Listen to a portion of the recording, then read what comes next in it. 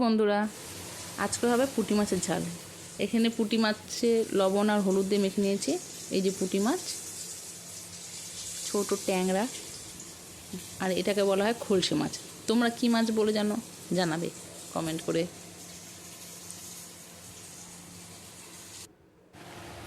কড়াইতে তেল দিয়ে দিন, তেল গরম হয়ে আসলে মাছগুলো দিয়ে দিন।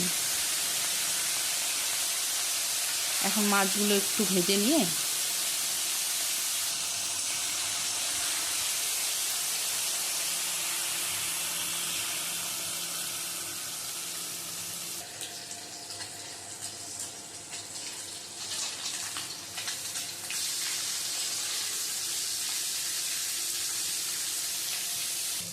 মাছগুলো ভাজা হয়ে গেছে। এখন মশলা, পেঁয়াজ, টমেটো কাটা, কাঁচা লঙ্কা আর আদা বাটা মশলাতে দেব।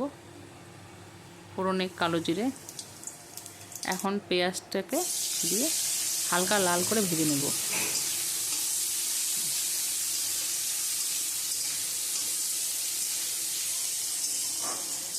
আর পেঁয়াজ যখন ভাজবে তখন একটু লবণ দিয়ে দিলে তাড়াতাড়ি বলে ভাজা হয়ে যায়।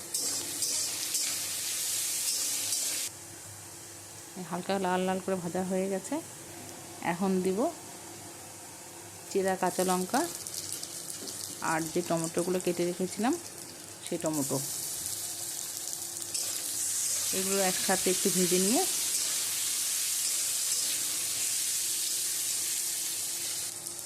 তারপর দেব জিরে গুঁড়ো আর হলুদ।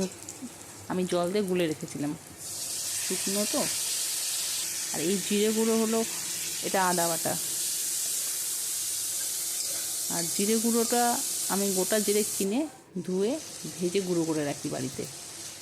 মশলা থেকে হালকা তেল ছেড়ে দিয়েছে, আর একটু কষিয়ে নিতে হবে।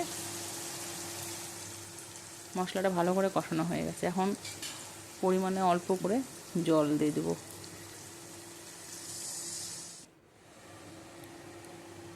জলটা ফুটে গেলে তারপরে মাছগুলো দেব। আর এখানে স্বাদ অনুসারে একটু লবণ দিলাম, যেহেতু আমি আগে লবণ দিয়েছিলাম। মাছগুলো দিয়ে এখন আর একটু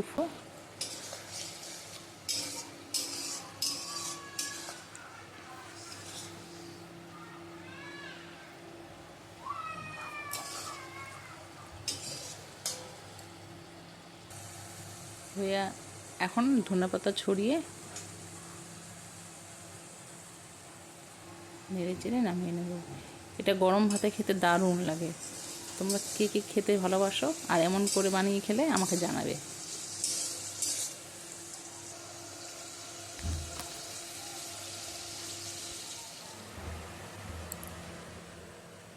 রেডি পুঁটি মাছের ঝাল।